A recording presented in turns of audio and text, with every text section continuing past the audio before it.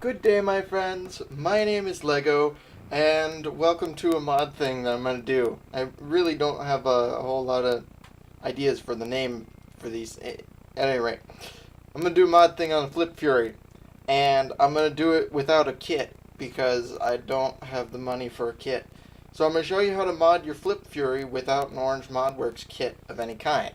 So the very first thing you want to do, besides gathering up all these tools, I'll list off the tools. You might need forceps or needle nose pliers. I prefer forceps just because they're smaller. A couple different sizes of screwdrivers. Here's a dart for comparison for the tip. Okay. Wire cutters or television repair cutters. These are bolt cutters, wire strippers, clippers, a whole bunch of stuff. These are going to be used for taking out the dart pegs in the back of the barrels later. Some grease. This is white lithium grease, although silicone grease would probably be better for the plunger. This is better for the mechanism. And great big glass of water because you need to stay hydrated. Some files, small files. I've got a round file and a flat file here. These are for cleaning up the barrels later. They're kind of optional. You don't really need them. Hot glue gun as well. And probably some spare sticks, which I'll grab at some point in between. Alright, so the very first thing we're going to do is we're going to plug in our hot glue gun because this is going to take a while to heat up, and I can show you the inside of my gun at the same time. So, if you will give me a second, I will set that there and plug in my hot glue gun. Should have done this before the video, but big deal. Okay, so I have already set that aside and moved my tools over to this side. So now you know what I have, and it doesn't really matter if you see it or not. I've got all my screws in this. Oh yeah, electrical tape. You'll need electrical tape. I've got all my screws in that round of electrical tape there. And the first thing I'm going to say, before you go and do all of this modification yourself, wait to see what the results are at the end of the video, because a lot of times these are, sometimes they go well, sometimes they don't. I'm going to try something new, experimental kind of a deal. So, yeah, wait till the end of the video before you decide that you want to do this. So I'm going to just start taking these apart. Also, be sure to get those screws. I used to do that on the Maverick all the time, forget that those screws were there. Alright, so here is the inside of the gun. I will do a close-up here real quick so you guys know what the inside is supposed to look like. It should look something like that. Sorry for the fuzzy picture. Oh, but there is normally a plate right here with a hole in it and two screws. The plate is not necessary, but if you want it there, that's where it goes. There's a plate that normally goes right there. You can even see where it screws in, there and there. Alright, so among the few things that we're going to do today, I've already modified this gun a little bit, but we're going to take out the trigger lock because I discovered that I don't really like the trigger lock a whole lot. So if your barrel is stuck in like this, if you push this back, all of that will happen. We'll put that there, and the clip is out. Okay, so what you do is you push the tab right here. This is just like a Maverick. I mean, this is very similar to a Maverick. So you push this, and it will pull the mechanism out of the drum. And I should throw some lithium grease in there too. But at any rate, so these are the drums. There's this little orange piece that goes on. It goes on with the tabs sticking out like this. Sorry for the flashing. I don't know why my camera's flashing. Probably because my lamp is too close. Okay, so it goes in like this. Sorry. And then back here I've already clipped out the post, but what you want to do is you want to grab your wire cutters or whatever, and you can see I haven't sanded these out, but I'll do that in between. And you want to clip the posts on either side on all 12 of these barrels. You don't even have to take them apart to do this. Okay, so there's that. And you know what? I forgot to go and get a paper towel. So I will go and get that and I'll be right back. Okay, so I went and got the paper towel. And I also did some sanding work in my barrels. So you can see they're pretty smooth. You want to try and get these as smooth as you can because it will help with your air stuff. And anyway, so over here, this is the main mechanism of the gun. And I don't think we'll even be taking any screws out of this today. Well, maybe we'll take one out. I will grab my screwdriver from under here. Because I want the lock out, this piece right here that's moving up and down, this is the trigger lock.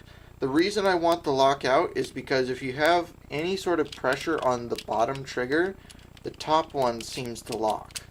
So I want to take them out so I can have a finger resting on the trigger so I can flip it at a moment's notice. This is for gosh, Titan ball, I guess is what it's called. Stuff like that. Competitive play. That's a better word for it. I just lost a spring. Yay. Not yay. There we go. Okay, so just take this out like so. That kind of looks like a catch spring. I might put this in the back of the catch. I need some extra reinforcement. Anyway, so this, and there's another piece down here, I think. Yeah, here it is, down here. This piece, which was right here, and this piece, which was right here, with the spring. These are your trigger locks. So I'm going to remove those, and I'll put my trigger back in. That is not the right spring. This is a random spring off the floor. No! Okay, one moment. Okay, so I found a replacement spring. I didn't find the actual spring, sadly, but I found a replacement spring that's a little bit tougher than the original. And it didn't quite fit in there right. There wasn't quite enough pressure. As you can see, it's kind of moving around. So I tacked it in with a little bit of hot glue, and that seems to be doing the trick. Feels a little smoother now too. Anyway, so I also took the catch spring out, and I decided to stretch it out a little bit so that I could get away with maybe having something a little stronger in there. Which I might stretch out the mainspring in the plunger a little more too. Plus, my spring was a little bent. At any rate, so you're probably wondering what the paper towel is for. The paper towel is for this. Oh, goodness. So, it's for the plunger, but keep an eye on the spring that isn't there right now. That spring, which I believe is this. Keep an eye on that spring because it likes to fly out. Anyway, so what I'm going to do right now is you can push this plunger out from here. And if you twist it and play with it enough and push that down, it'll just come out. So the whole reason we took the whole plunger out is, one, we're going to look for air holes, which it looks like I've already sealed. There's one up top. So you take a bit of hot glue. In fact, I'm going to do this again. Take a little bit of hot glue and put it over the air hole. Just like that. I'm going to spread mine flat just so it doesn't cause any problems. In fact, I might even run all the way around because I don't intend on doing anything to the front of the plunger at all. I've even seen some people take a screw and force this thing open all the time, which I'm not a big fan of that. I'm just going to leave it stock for the most part. So, this is where the paper towel comes into play. There is usually when you take this plunger head out, there is usually silicone grease on here. It is not normally this yellowy green color. It is normally clear, but you'll be able to feel it. The reason this stuff is yellowy green color is because this is white lithium grease, and I've already done re-grease with that. So that's why it's a weird color.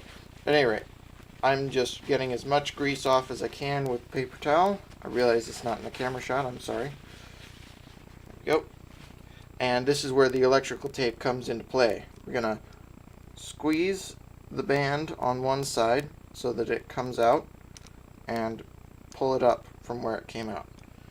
I'm going to run the rubber through the paper towel. You'll probably have to do this with the silicone grease as well. It gets everywhere. Just to really make sure that it's pretty clean. You know, decently clean. Alright, so now I don't know why I keep setting that down. I'm going to run the paper towel through. I'm going to fold it in half like this. I'm going to run the paper towel through to clean out the groove that's here, because we're going to be wrapping some electrical tape around it. I don't know why somebody thought this gun needed better seal. Honestly, I don't think that it really does, but there you go. If this works, that'll be great. At any rate, so I'm going to try and get as much of the stuff out of the plunger head as possible, out of this cavity in here as possible, and clean out the head as much as possible. And then I'll show you the next step here in just a second. So I'm almost done. There we go. Well enough. Alright, so now we're going to take the hot glue gun. This is what the main thing that I wanted the hot glue gun for. And we're going to try this. I'm going to put layers of hot glue in here to seal up the dead space. So hopefully this will actually do something. Now you don't want to go any further than the actual plunger head, because if you go any further than that, that'll probably cause problems. So I'm just eyeing it to look, to see if it's level. A little more glue right there.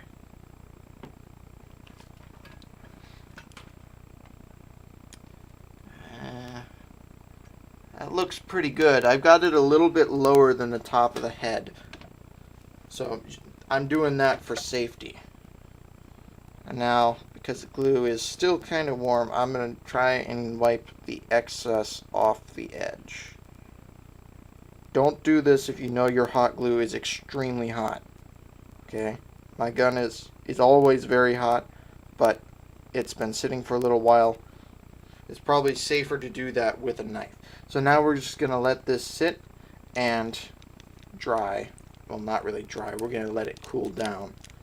So while it's cooling down, I'm going to take the spring off. Now, mind you, mine's already been stretched a little bit.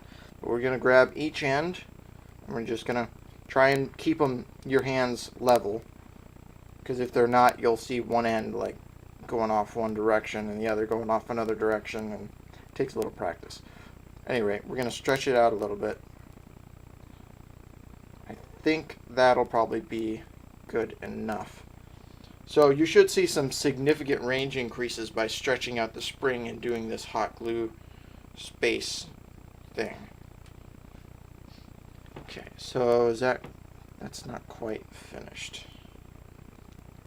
Oh, and it's got to be level too. It's creating a hole, sort of. So I'm going to feed this back on.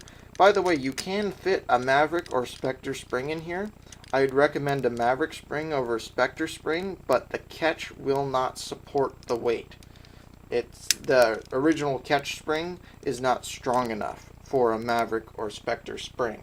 So if you have a stronger spring that fits the catch, you can use a Maverick or Spectre spring as an upgrade. It's a little difficult to get on, and it doesn't look like it fits at first. In fact, this is a Spectre spring. A Maverick spring is a little bit wider, but it's the same sort of problem.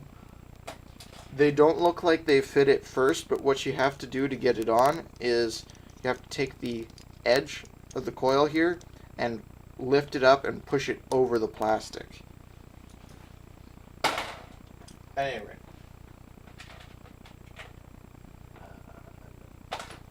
Sorry, I thought I just found my barrel protector. I didn't. Alright, so now I'm gonna put a little more hot glue on this side because it's not quite leveled out. And I'm gonna push the nozzle in this side, right here, again to try and level it out. You want this to be probably as smooth as you can possibly get it. So just be careful with that. I think that's about the best I'm gonna get. So now while that's setting, I'm gonna grab my electrical tape. And you know what? I forgot to grab my scissors. How silly am I? Okay, I've got my scissors here. So what I'm gonna do now, I realize I'm treating this like a tutorial video. Most of you who are watching this are probably decently advanced Nerfers and know some of these tricks. But if you don't, now you know some of the old tricks. This is how we used to modify guns in the past, like the Maverick, if you didn't have anything. So, I'm going to take my electrical tape and I'm going to cut off a nice long strip. Whoa, I'm going to drop several files in the process. Okay. Nice long strip, and I'm going to look at the size of my plunger head here, and I'm going to cut down a strip of electrical tape to fit that. And it's better to cut a strip that's slightly larger than the groove than to try and go for the exact shape of the groove, because anything extra will fit in there anyway. Just try not to go so far that it covers the edges of the orange plastic that keep the washer in. I'll show you. So the reason we're using electrical tape for this, see like that's too thick. The reason we're using electrical tape for this is because electrical tape sticks to itself. So any tape that sticks to itself is going to be the ideal kind of tape for doing this. And you want to try and touch this as little as you can, which is why I didn't cut off any extra off the end or anything, because I know those will probably end up getting cut. Okay, so that's pretty even. It's not the best job, but it's pretty even. And what you're looking for is about like that. See how it sort of overlaps, but it doesn't. So this is where your forceps would help. I'm not going to use forceps just because I'm silly. I'm going to hold the tape with one finger at one end. It'll probably slip out like it just did.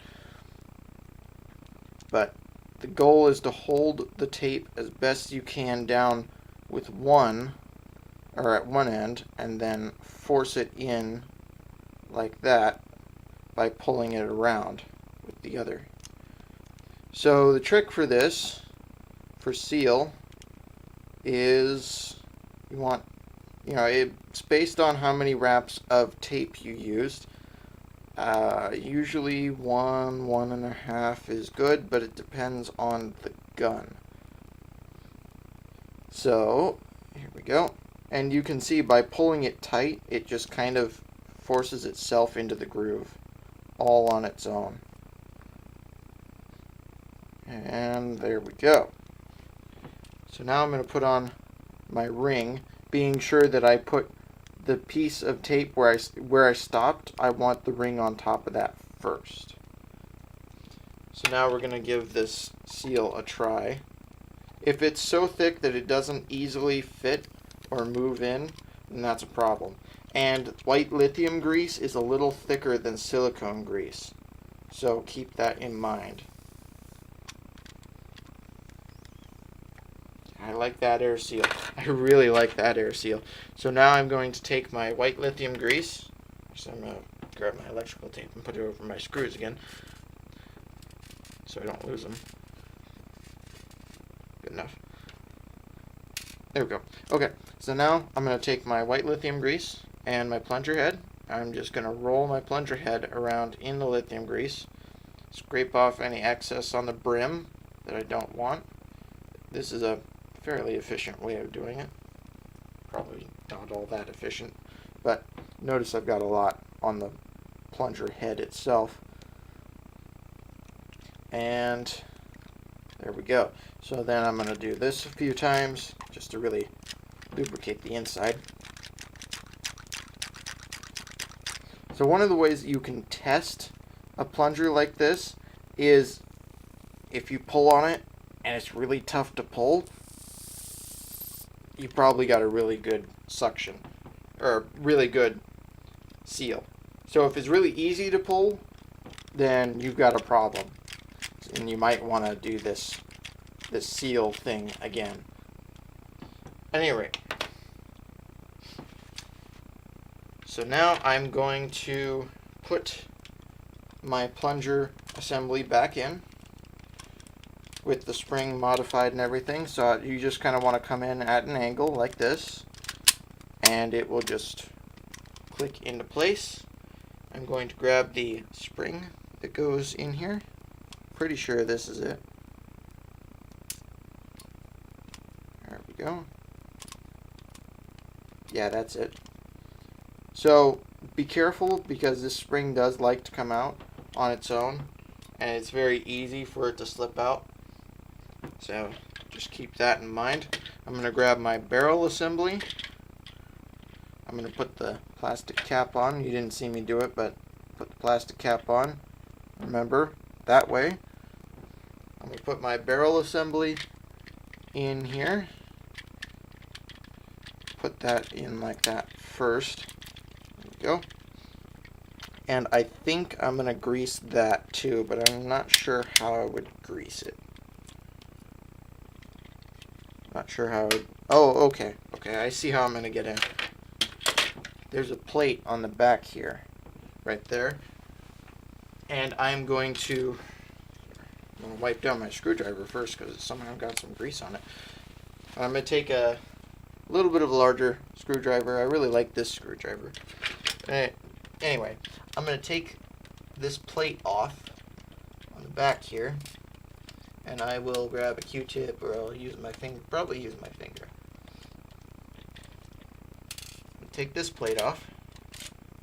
There we go. Looks like it's connected to a bar. Alright, so now that the gear mechanism is exposed, I'm going to take this out. Take that out. Now that the gear mechanism is exposed, I'm going to take out the gear mechanism. Just leave everything as it is. And I'm just going to run it around inside of my lithium grease here. Now, what this will make your action a lot smoother, and it will make it skip less. It'll probably still skip if yours skips a lot.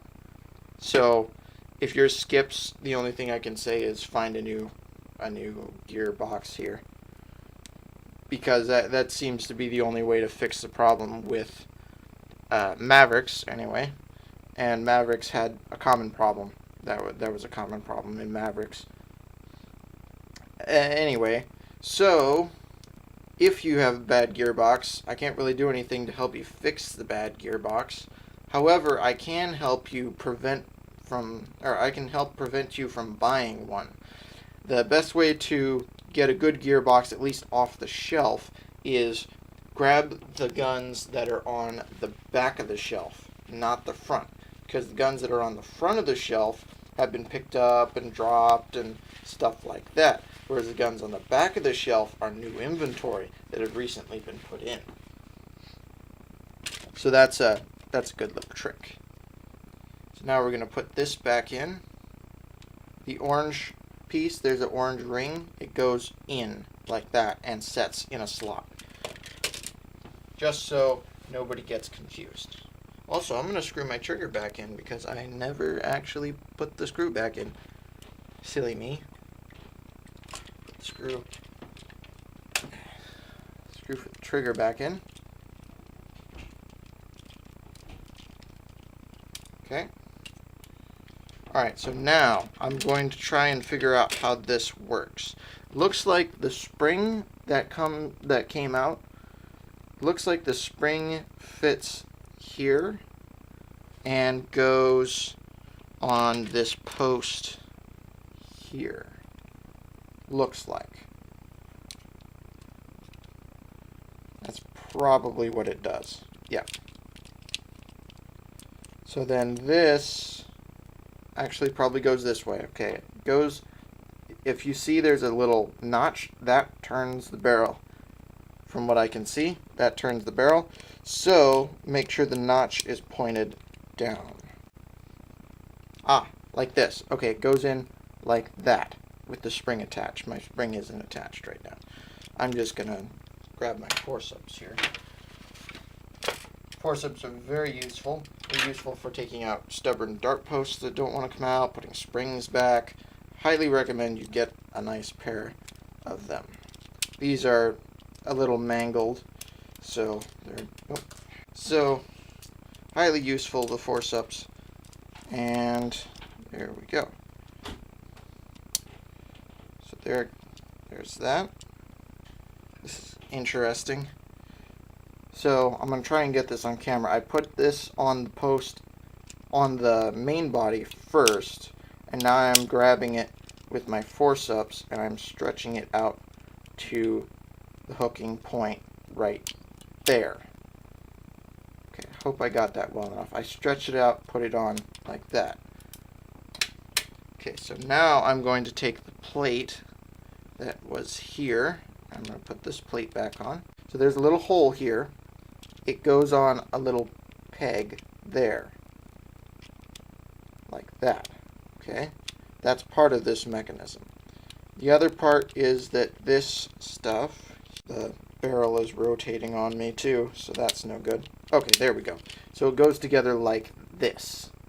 So you put this on first and push everything back on the pivot point. And then screw it back together. So that's how you grease the turning mechanism up top, and greasing the barrel is pretty easy. Put these screws back in. Very difficult to do when you have greasy fingers. Come on. Come on. All the way in. There we go. I'll probably speed up that part or cut it out. Lots of editing to do for this. Okay. So now the mechanism is greased and it should be running smoother than it did before. So to see if this is turning smoothly, you pull this tab back here. See if it's working properly. Probably take a few times around to get the grease in. There we go. That's looking pretty good. Okay, so now I'm going to take the barrel assembly here, main barrel assembly, stick this in like that, and the cap that goes on the end. Oop. Greasy fingers. Cap that goes on the end. Try and get this in camera shot like that. Set the rest of the gun and set everything back down. And that's essentially how you make a much smoother operating blaster. Now, I've seen many people make this mistake. Okay, I'm going to show you this mistake that I've seen many people make. This spring has to be pushed back in front of the wall. I will move this closer so you can see there's a wall right here. This spring has to be pushed back in front of that wall. And the catch and everything for this, there's a tab. I know you probably can't see it too well. There's a little tab right here. That has to be pointed down. There are two notches, one here and one there. They're pointed up, if that helps. So then I stretched out the catch spring. The catch is very easy to put in. You slide it in like this, point the spring down, line it up with the notch, and push it in. Pretty much. And that's it. So with the increased power of the catch spring, it should be able to handle something a little stronger, which is what I've got in there right now. And hopefully we'll get some decent stuff out of it. I'm going to put my notch back in there. Oh, and the barrel would be good too. Okay, so there are cutouts on the tip of the barrel. If I can do it without knocking everything out. There are cutouts on the barrel where the screw posts are. There and there. Roughly. Those face out when you go to put this together. And there we go. So that's what your internal should look like again. Just in case you messed up, they should look like that. Okay.